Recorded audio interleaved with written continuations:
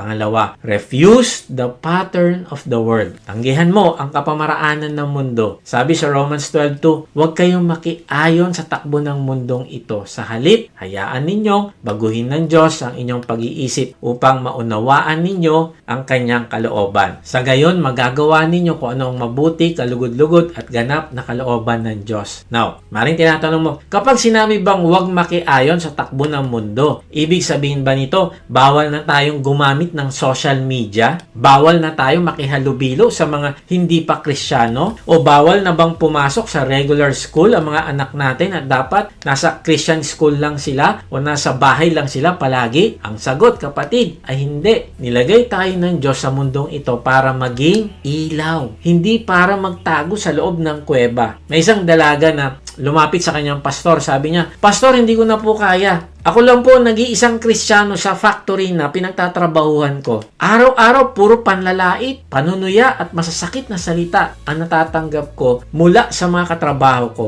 Hindi ko na po ito kaya. Magre-resign na po ako." Tinignan siya ng pastor at tinanong, "Hayaan mo magtanong ako sa iyo. Saan ba inilalagay ang mga ilaw?" Medyo nainis yung dalaga dahil pakiramdam niya hindi siya naiintindihan ng pastor. Kaya sumagot siya, "Ano naman po kinalaman yan sa problema ko?" Sabi ng pastor, "Sagutin mo lang yung tanong ko. Saan ba inilalagay ang mga ilaw?" Nag-isip yung dalaga at sumagot, "Siyempre po, sa mga madidilim na lugar." Gumiti ang pastor at sinabi, "Tama. At yan ang eksaktong dahilan kung bakit inilagay ka ng Diyos sa pabrikang yan. Napakadilim ng espiritual na kalagayan doon. At walang ibang Kristiyano na magsisilbing ilaw nila para sa Panginoon kundi ikaw." Nang marinig iyon ng dalaga, biglang nagbago yung perspective niya. Sa unang pagkakataon, nakita niya na hindi siya inilagay doon para parusahan, kundi may napakagandang opportunity na ibinigay ang Diyos sa kanya. Kaya imbis na magpadala sa galit nila o sumuko, pinili niyang magliwanag. Hindi nagtagal, by God's grace, ay naging instrumento siya para madala ang 9 na iba pang babae palapit sa Panginoong Hesus. The same thing, pagdating sa paggamit natin ng social media, sa pakikipagkaibigan natin sa mga hindi pa Kristiyano,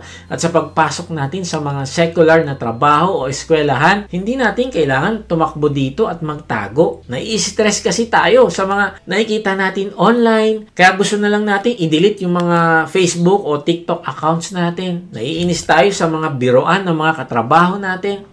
Kaya iniiwasan na lang natin sila. Pero hindi ganyan ang disenyo ng Diyos para sa atin. Hindi niya tayo tinawag para layuan ang mga taong hindi pa nakakakilala sa Kanya, kundi inilagay tayo ng Diyos sa mga platforms at sitwasyong iyan para maging ilaw. Isipin mo ito, kung puro galit, fake news at kalaswaan ang laman ng social media, paano makakakita ng pag-asa ang mga tao kung aalis ang mga Kristiyanong tulad mo na nagdadala ng katotohanan? Use that platform, kaibigan. Gamitin mo ang iyong mga social media accounts, ang mga vlogs mo at ang iyong influensya para mag-share ng pagmamahal at biyaya ng Diyos. Kung madilim ang paligid, lalong kailangan ng ilaw mo. Pwede kang naroon sa dilim, pero refuse the pattern of the world at maging ilaw kanila. Ganon din sa ating mga relasyon. Huwag kang matakot makihalubilo sa mga katrabaho, kaklase o kapitbahay na hindi pa believers. Paano nila malalaman na may Diyos na nagmamahal at kaya magbago ng buhay nila kung lalayuan natin sila? Ang pagiging set apart ay hindi ibig sabihin na magiging snob na tayo. Ang pagiging set apart ay hindi isolation, kung hindi insulation. Hindi natin pandidirihan ng iba o mag-feeling holier than thou tayo. It means we step into their messy world just like Jesus did. Pero hindi nag-compromise sa kanyang identity. Pumasok tayo sa mundo nila pero wag nating gayahin ang kasalanan nila. We build relationships, kumakain tayo kasama nila, pinapakinggan natin ang mga struggles nila at dahan-dahan natin silang inilalapit sa liwanag. Minsan, ang dahilan kaya tayo lumalayo ay dahil alam nating mahina tayo. Okay naman yan. Pag alam mo hindi mo talaga kaya, lumayo ka. Pero kung alam mo na tinatawag ka ng Diyos at ikaw ay may malapit na relasyon sa Diyos at alam mo na sinabi niya sa'yo na kasama mo siya, kaibigan, hindi mo kailangan matakot. Minsan kasi natatakot tayo, baka imbis na tayo ang mag-impluensya, tayo ang ma-impluensyahan. Tama ba? At kung aaminin natin, may mga pagkakataon na nangyari na yan sa atin. Nakikisali tayo sa chismis, nakikiayon tayo sa maling sistema sa opisina o nakikisabay tayo sa maling trend sa social media. Alam mo kung nandyan ka ngayon, kaibigan, alalahanin mo ito. Mahal na mahal ka ng Diyos at tinatawag ka niya ngayon para i-restore yung purpose mo bilang ilaw. Dahil alam niya na kapag nakisama ka sa dilim, ikaw rin ang mapapahamak sa bandang huli. Kaya ang gusto niya,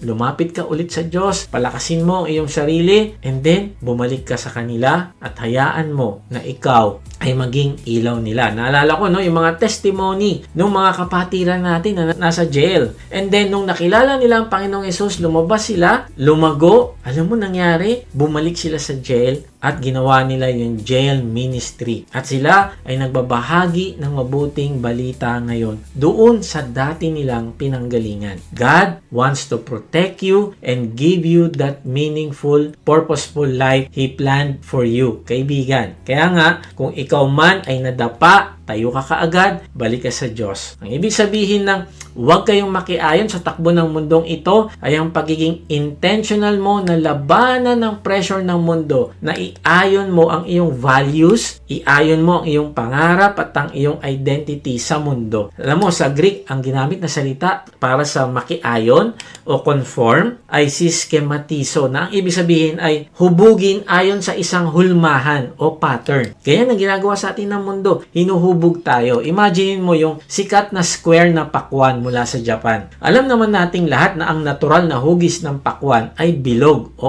oval, di ba? Wala namang pakwan na tumutubong kwadrado. Pero paano nila nagagawa yon? Ganito yon. Habang maliit pa lang yung bunga ng pakwan sa puno, ipinapasok na nila ito sa loob ng isang matigas na glass box na hugis kwadrado. Habang lumalaki yung pakwan, bumabangga ito sa matitigas na pader ng kahon. Wala itong magawa kundi sumunod sa space na ibinigay sa kanya. Hindi ginusto ng pakwan na maging square. Pero dahil sa matinding pressure ng kahon sa paligid niya, habang siya ay lumalaki, napilitan siyang mag-conform o makiayon sa hulmahan. He was squeezed into a mold. Ganyan na ganyan ang ibig sabihin ni Pablo, kaibigan. Ang sistema ng mundong ito ay parang isang matigas na kahon na pumipiga sa atin. Halimbawa sa ating career at pera, pinipiga tayo ng mundo na maniwala na ang halaga natin bilang tao ay nakabase sa laki ng sweldo natin o sa ganda ng title natin sa kumpanya. Ini-squeeze tayo sa hulmahan na tinatawag nilang hustle culture,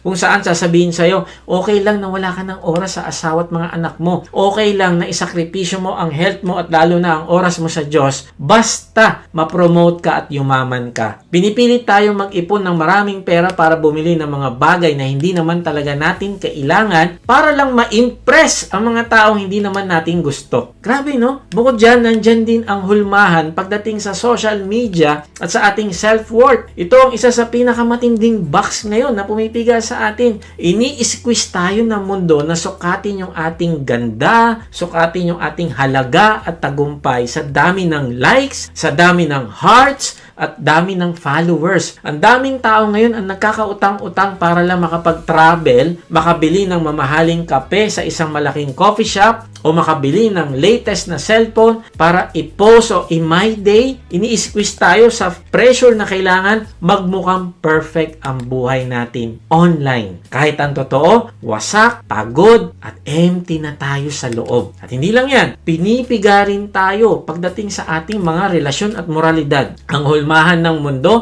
ay nagsasabi, if it feels good, do it. O sundin mo lang ang puso mo, kahit sino pa ang masaktan. Basta masaya ka ka, okay na yan. Grabe, no? Pinipiga tayo ng kultura na isipin okay lang i-compromise ang ating integrity o purity dahil uso naman ngayon at lahat naman ginagawa yan. Kaibigan, pinipilit tayo sa kaisipan na okay lang magsinungaling para makalusot o okay lang pumasok sa maling relasyon para lang hindi makaramdam ng lungkot. Nakikita mo ba, kaibigan? Ganyan katindi ang pressure ng mundo araw-araw sa atin. At kung aayon tayo sa mundo, hindi mo namamalayan, nagiging square, pakwan ka na. Kamukha mo na pala ang mundo na wala na yung original at magandang disenyo ng Diyos para sa buhay mo at nawala na din ang peace of mind mo. Kaya nga sabi ni Warren Wiersbe, the tragedy is that in trying to attract the world, it loses its ability to change the world. Totoo ito, kaibigan. Kapag ginaya na natin ang mundo, wala na tayong kapangyarihan para baguhin ito. Wala na maniniwala sa'yo kasi wala ka namang kaibahan. Kaya nga alalahanin mo, kaibigan, na ikaw ay set apart. Ingatan mo ang iyong testimony. Ibinukod ka na ng Diyos, kaya refuse the pattern of the world. At hindi natin ito magagawa kung hindi natin babaguhin ang ating isip. Sabi sa talata ay, hayaan ninyong baguhin ng Diyos ang inyong pag-iisip. Narinig mo ba yung sikat na kasabihan na, you are what you eat? Grabe, no? Buti na lang hindi ako nagiging chicken kasi mahilig ako sa chicken. Pero ito yung katotohanan, kaibigan. You are what you think. Ikaw ay kung anong iniisip mo. You are what you read, you are what you think, and you are who you hang out with. Kung puro junk ang pinapasok natin sa isip natin, junk rin ang lalabas sa buhay natin. Garbage in, garbage out. Pag lumapit ka sa ilog Pasig, maaamoy mo yung hindi magandang amoy at makikita mo yung polluted na tubig. Now, ang tanong, paano mo lilinisin yung isang napakaruming ilog? Simple lang, you stop polluting it. Tigilan mo yung pagtatapon ng basura rito. Yun lang. Kapag ginawa mo yun at hinayaan mo dumalo yung sariwang tubig, yung tubig ng ilog, kusang lilinaw at malilinis. Pero kung patuloy pa din tayong nagtatapon ng basura dito, wala tayong maasahan ng pagbabago at paglilinis nito. Ganyan na ganyan ang isip natin, kaibigan. Tayo ay kung anong iniisip natin, binabasa natin, ginagawa natin. Kaya nga, kung gusto nating linisin yung ating isip, kailangan nating tigilan ang pag-absorb ng mga junk ng mundo. If we stop reading junk, listening to junk, watching junk, and associating ourselves with junk, doon pala magsisimula ang cleaning process ng isip natin. Papalitan natin ito ng daloy ng malinis na tubig. Ano yun? Ang salita ng Diyos. Kaya sabi ni Pablo, kailangan nating palaging nire-renew yung isip natin. Ang dalawa kong anak na lalaki na hino-homeschool namin ay mag-aaral na sa regular school at bilang magulang. Naku, may halong pag-aalala din ako para sa kanila. Bakit? Dahil alam ko lalabas sila sa aming safe bubble at haharapin nila ang pattern ng mundo araw-araw. Makakarinig sila ng mga salitang hindi nila naririnig sa bahay. Makakakita sila ng mga bagong perspective na hindi itinuturo ng Biblia. Kaya na-realize ko na hindi sapat na sabihan ko lang sila na mag-ingat, kundi kailangan ko silang ipanalangin at tulungan silang mag-renew ng kanilang isip. Pati tayong matatanda, kailangan natin ito araw-araw na pagre-renew ng ating isip. Kasi kapag nag-open tayo ng cellphone natin, nagtatrabaho tayo sa opisina o nag-aayos ng mga